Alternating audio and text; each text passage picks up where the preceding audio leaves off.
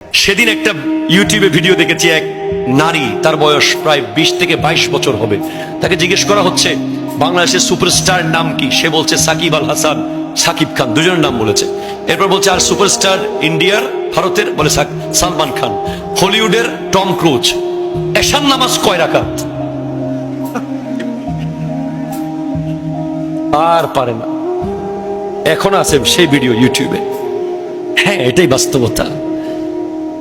আপনি এখানে জিজ্ঞেস করলে এখন 11 জন প্লেয়ারের নাম গড়গড় বলে দিবে। আপনি এখন 10 জন জান্নাতের সুসংবাদ প্রাপ্ত সাহাবার নাম জিজ্ঞেস করেন তো 5 জনও পারবে না। কেন কেন পারবে না? কারণ আপনার বাসায় তো physics, chemistry, biology, geography, algebra, grammar দিয়ে একেবারে সকাল থেকে রাত পর্যন্ত তাকে আপনি বিজি করে দিয়েছেন। আমি কি রং বললাম কিছু? সে তো কোচিং করতে করতে দিন শেষ। সে সকালবেলা ব্যাগ নিয়ে বের হচ্ছে, রাতের বেলা এসে শুয়ে যাচ্ছে।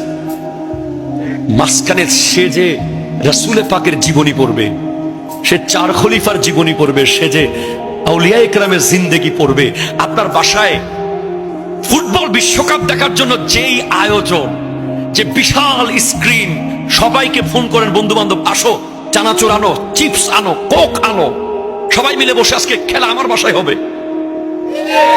আপনি কোনোদিন কি সেভাবে ইসলামী মজলিস করেছেন বাসায়? কোনোদিন করেছেন?